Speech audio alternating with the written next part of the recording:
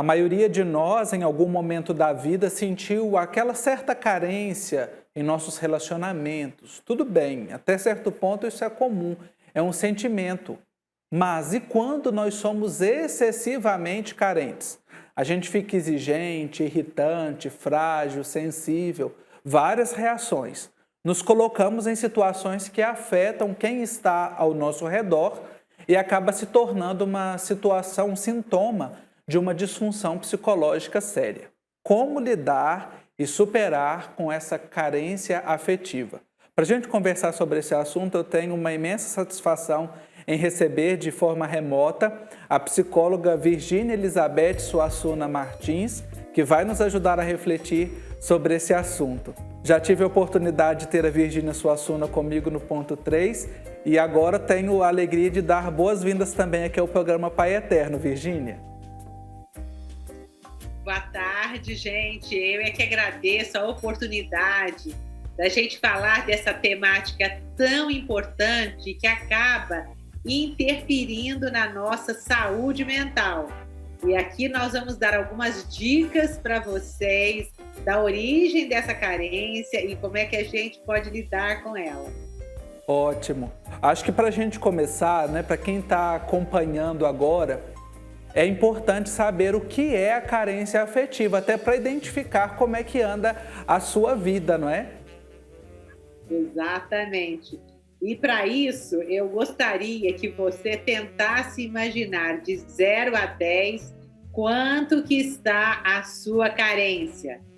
Vamos comparar a carência com um potinho. Olha, vamos imaginar aqui, ó. Vocês conseguem ver esse potinho? Sim, né? Então, sim. tem pessoas que, de alguma maneira, o potinho é maior. Olha aqui, ó. O potinho é maior. Então, provavelmente, são mais carentes. Tem pessoas que têm um potinho menor. E aí, de repente, a carência delas é menor. E a questão da carência é a relação entre aquilo que me falta com aquilo que eu necessito. Porque, às vezes, eu necessito desse tanto aqui, né? Mas é tão grande que o outro, por mais que coloque aqui, ó, não enche a minha carência afetiva. Então, é muito importante a gente dimensionar o tamanho dessa carência. Porque tem pessoas que a carência é tão grande que ninguém consegue alimentá-las de forma satisfatória. Então, carência é falta. O mais interessante, tem pessoas que têm esse potinho aberto. Por mais que seja depositado o afeto, tem um buraquinho lá embaixo. Então, o afeto entra e o afeto sai. E aí, dessa forma, ela vai ficar cada vez mais carente. Então, carência é falta. Olha aí, adorei a didática que a Virgínia apresentou para nós. Didática. Excelente. Muito fácil para a gente compreender, né? Agora, nós entendemos o que é. Agora, como é que ela se manifesta na nossa vida? Que sintomas que eu posso perceber para dizer se o meu potinho está muito vazio, se eu estou com ele furado e o afeto está indo embora? Olha, não fiquem tristes comigo. Eu acho que vocês vão se identificar. Se você é muito ciumenta ou ciumento. Se você é muito possessivo, você quer só para você. Se você tem uma gula emocional muito grande. Se você se faz de vítima para chamar a atenção. Se você é muito dependente, você não quer fazer nada sem aquela pessoa. Se você acaba manipulando a presença do outro. Então, se você tem esse sintoma em grande quantidade, você está cada vez mais adoecido e cada vez mais carente. E o que é pior, vai continuar carente, porque não é essa forma de resolver o problema. Então, se você se identificou aí, eu acho que é importante você começar a refletir em como lidar com a sua carência, porque eu acho que vocês já vivenciaram isso, vocês começam a ser rejeitados. Olha que paradoxo, né? Você quer satisfazer a sua carência, só que a forma que você busca acaba te deixando mais carente, porque o outro não está ali para satisfazer as suas expectativas. Então fica uma bolinha de neve, né? Então vamos tentar rever essas atitudes. É interessante, a senhora trouxe uma palavra que eu já estava aqui me coçando para trazer para a nossa conversa, que é o outro. Porque a carência, ela se manifesta sempre por essa ausência, essa falta. Como não transpor para o outro a responsabilidade sobre os meus afetos, sobre o que eu estou sentindo? Eu tenho que buscar em mim mesmo aquilo que me dá prazer. Porque é interessante, a única pessoa que pode não lhe decepcionar é você. Então, eu preciso descobrir aquilo que me dá prazer. Eu preciso bater um papo comigo mesma. Vocês já fizeram isso? Vocês já se olharam no espelho e falaram, peraí, o que você gosta de fazer? O que te dá prazer? O que na infância te dava um friozinho na barriga? Era cantar, era dançar, era pular, era escrever? O que era? Então, é preciso reconectar com você mesmo, porque só assim você pode se satisfazer. Quanto mais você depende do outro, olha que paradoxo, mais carente você vai ficar. Porque o outro, ele é uma caixinha de surpresa. Ele está sempre se revelando. E você está sempre se surpreendendo e se decepcionando e se adoecendo. Inclusive, eu não sei se você conhece aquele livro de Platão, O Banquete. Sim. Ele fala, é tão maravilhoso, ele fala do mito da existência dividida. Olha que interessante. Ele afirma que antes nós, seres humanos, éramos inteiros. Olha que interessante. Então, a gente tem que resgatar a nossa inteireza. Só que, como ser humano inteiro, a gente é muito forte. A gente é muito forte. E ser muito forte assustava os deuses.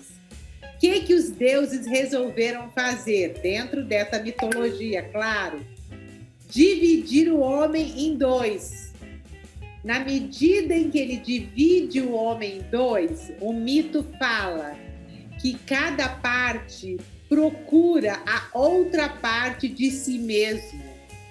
Então, como nós fomos divididos, a gente passa a vida inteira à procura da alma gêmea. Aí que está a origem da carência afetiva.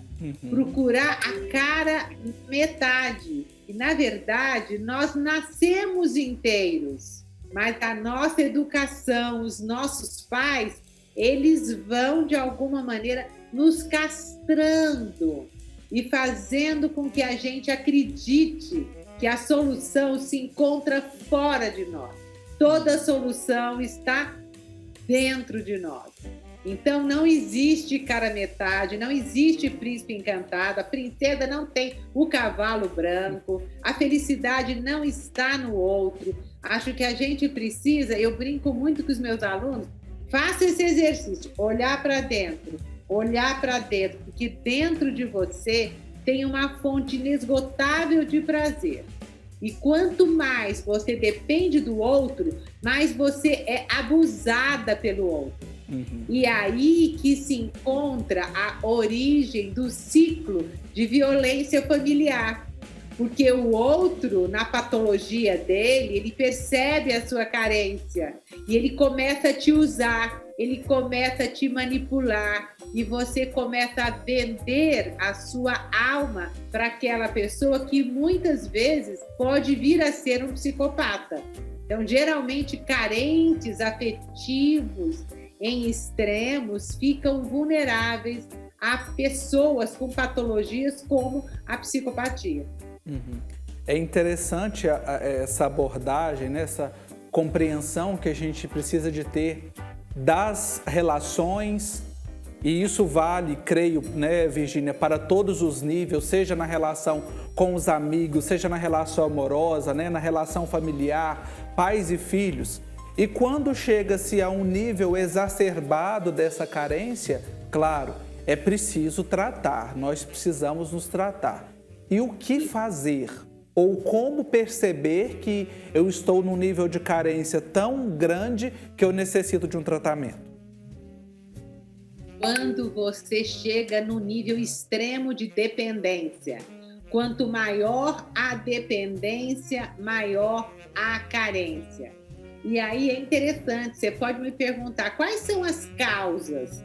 Essas causas se encontram nas primeiras relações com os primeiros outros. Quem foram os nossos primeiros outros? Pai, mãe, avô, avó, tio, tia. Então, se você tem uma história de rejeição, de abandono, você tem feridas abertas em você. Então, essas feridas abertas aumentam o tamanho da sua carência. Então, é interessante você voltar um pouquinho na sua história e verificar: eu fui aceito, eu fui rejeitado, eu fui abandonado, e também se eu fui super protegida. Vocês sabiam que a superproteção, ela causa carência também? Porque se você foi muito superprotegido, seus pais lhe ensinaram a depender, a depender, a depender e a não desenvolver o autossuporte. Guardem essa palavra, autossuporte, suporte em mim, saúde mental. Heterossuporte, suporte no outro. Então é interessante você resgatar um pouco da sua história e principalmente ter uma pessoa com quem compartilhar a sua história. Por isso a importância da psicoterapia.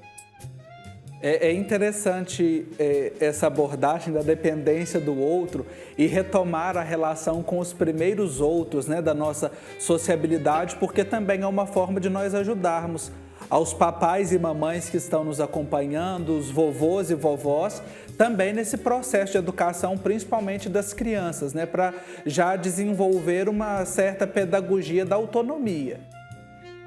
Isso. E é tão interessante que pais carentes vão gerar filhos carentes. Olha que loucura! Para satisfazer a própria carência, de repente a mãe, o pai, a avô, a avó usam as crianças, né, fazendo com que elas fiquem dependentes delas e de alguma maneira carentes também. Então, carência vai gerando carência. É um círculo, assim, vicioso. E eu tenho falado muito, eu tenho no meu Instagram, Virgínia Suassuna, gente, toda sexta-feira eu falo para papai e mamãe como falar com o filho, para fortalecer a autoestima. Né? Na quarta-feira falo muito para profissionais, na segunda eu falo mais para adultos. Como é que a gente pode resgatar essa autonomia? Porque, vamos falar a verdade, é muito chato ficar perto de gente carente. Eu não gosto, não sei se... eu realmente sou muito verdadeira. Eu não gosto, são pessoas pegajosas. Chiclete. É aquela pessoa que todo dia te passa bom dia, como é que você tá? E aí, se você não responde, se você manda um coração, a pessoa fala só um coração. Se você mandar 2, só 2. Então, são pessoas insaciáveis. Eu até me arrepio, porque tem pessoas que são vampiros psicológicos. Então, o carente, ele é um vampiro. Ele te suga tanto, tudo, né? Tanto, que você não tem prazer em ficar perto dessa pessoa. Né? Então, o carente, infelizmente, é uma pessoa chata, uma pessoa pegajosa, uma pessoa que acaba provocando a rejeição. Claro que dependendo do nível. Todos nós temos um pouquinho de carência. Né? Ninguém é completamente cheio. E aí eu vou falar da minha experiência, né? Eu falo muito isso na universidade, eu tenho uma aula que eu falo sobre espiritualidade, tem muitos psicólogos que não falam nessa dimensão, mas eu não tenho dúvida que quando você estiver muito, muito carente, muito triste, eu acho que você precisa bater um papo com o pessoal lá de cima, dentro daquilo que você acredita. Porque, na verdade, a gente nunca está só. Sim. E, às vezes, carência é falta. E as pessoas ficam buscando a falta no lugar errado. Vão comprar, vão beber, vão se drogar, vão ter compulsões sexuais, vão ficar numa dependência. Se recolha, se reconecte com você. Peça uma orientação. Porque o problema, ele contém a solução. Se o problema é você, a solução é você. Virgínia, nós trouxemos esse tema da carência porque dentro desse período pandêmico, já estamos quase completando 1 ano de pandemia, as pessoas estão sofrendo mais ou desenvolvendo mais as suas carências, né? Tivemos períodos de isolamento, de distanciamento, mais intensos ou menos intensos, isso tudo vai afetando as nossas relações. Que dicas, que conselhos que a senhora pode oferecer para quem está nos acompanhando? Nós já vimos as características do carente, mas o que eu posso fazer para não me tornar essa pessoa chiclete e para solucionar essas carências? Buscar o prazer em você mesmo. Buscar o prazer numa leitura, numa atividade física, numa atividade social, numa atividade intelectual. Buscar prazer em você. E o que aconteceu na pandemia? Eu, em particular, achei esse lado da pandemia muito bom. Por quê? Porque a gente tapava a carência, né, através da vida social exacerbada, né, dos bares, dos botecos, dos amigos, das festas, das viagens. As pessoas tapavam os buracos, agora não teve jeito de tapar. Gente, isso é um privilégio. Para você se curar, você tem que, voltando no início, saber o tamanho da carência. Eu preciso saber o tamanho da carência. E eu preciso verificar também se não tem um buraquinho aqui. Então, uma dica fundamental também é você valorizar o que você recebe do outro, né? Tem aquele livro que fala das 5 linguagens do amor, não sei se você conhece. Sim. Né? Às vezes você está esperando como sinônimo de amor que a pessoa fique 5 horas com você, o chiclete quer 5. Gente, uma pessoa que não tem tempo, ficou 1 hora, obrigada.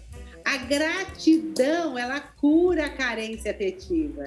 Agradecer aquilo que me é dado. O carente, ele fica com aquilo que falta. Então, às vezes, um pedaço de bolo, aliás, acabei de receber um pedaço de bolo da minha funcionária, é um ato de amor. Eu não vou esperar que ela faça um outro gesto. Então, receba, se alimenta daquilo que você tem, valorize e agradeça. Agora, a pessoa neurótica, ela sempre espera o que ela não tem. Se você recebe um bolo, você fala assim, mas podia ter uma calda de chocolate. Essa é a pessoa carente. A pessoa carente, ela quer que seja adivinhada. Isso é uma característica que eu estava esquecendo de falar. A pessoa carente, ela quer como bebê, é o bebezão, que quer que as necessidades sejam satisfeitas.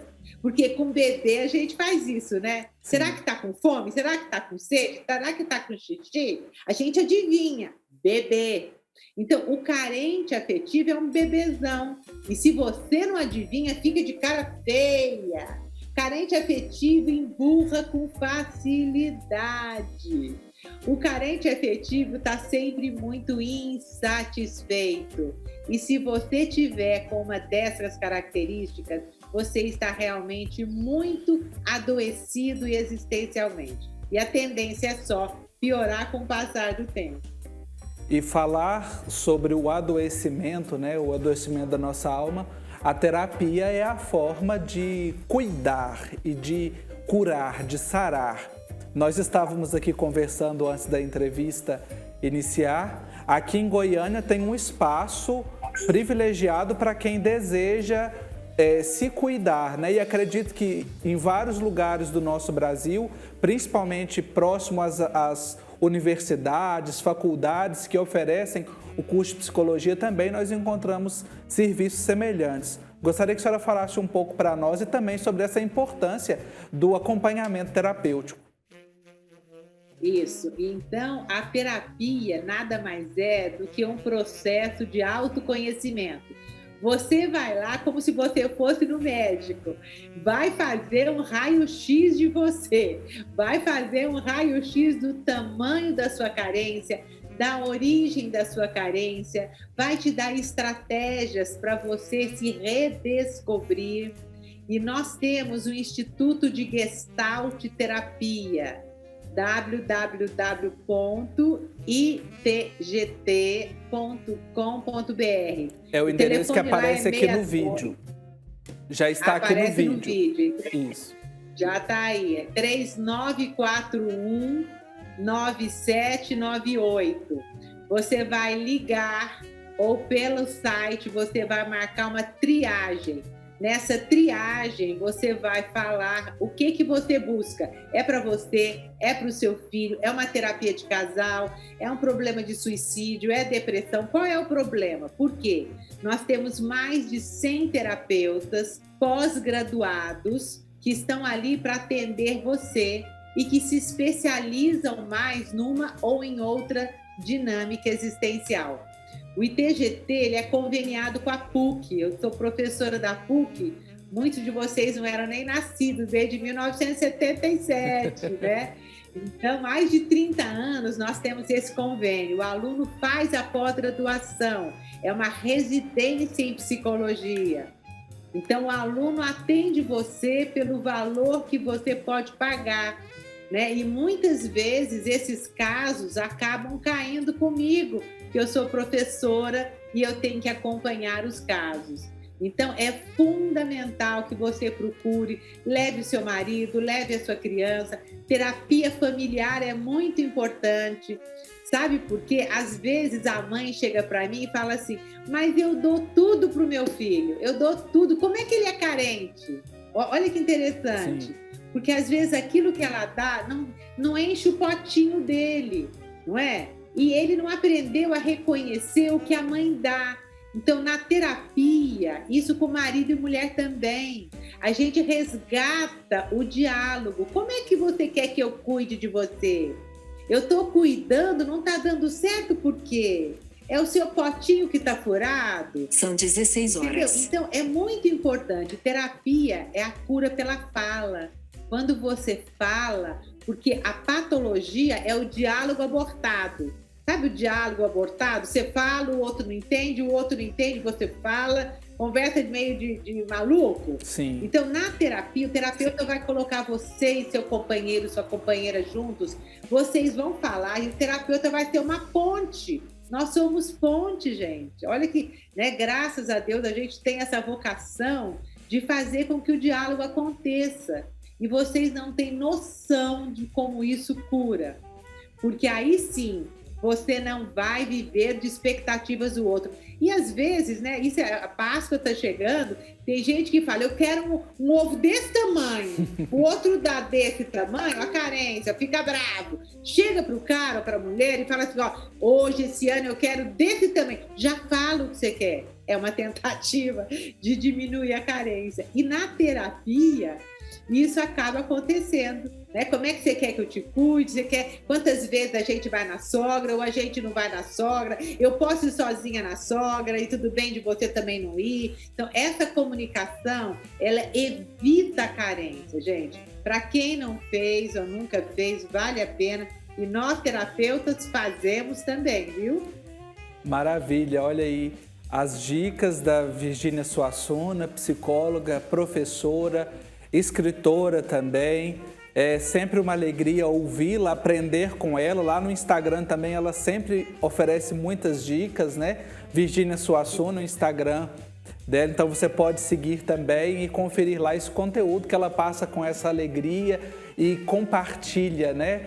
para o nosso crescimento. Eu quero agradecer, Virgínia, mais uma vez a sua participação aqui conosco, nessa conversa tão agradável. Eu fico muito emocionada, porque eu acho que eu tenho um privilégio. Eu quero agradecer a Deus, em primeiro lugar, que coloca essas palavras da minha boca. E eu acho que todo mundo, gente, tem muito para dar. Ninguém é tão pobre que não tem nada para dar e ninguém é tão rico que não tem nada para receber. Eu é que agradeço, me sinto assim gratificado e acho que faço muito pouco. Faço muito pouco diante de tudo que eu tenho. E se a gente fizer um pouquinho de tudo que a gente tem, a gente está fazendo muito. Um beijo grande para vocês. Vocês recebam as minhas palavras de coração aberto. Obrigada pelo privilégio. Amém. Muito obrigado. Até a próxima oportunidade. E nós vamos ter muitas outras, com a Virgínia e com essas pessoas que nos ajudam a crescer, a nos conhecer, a conhecer o outro e a viver um mundo melhor. Somos todos irmãos, construímos juntos essa caminhada da nossa existência.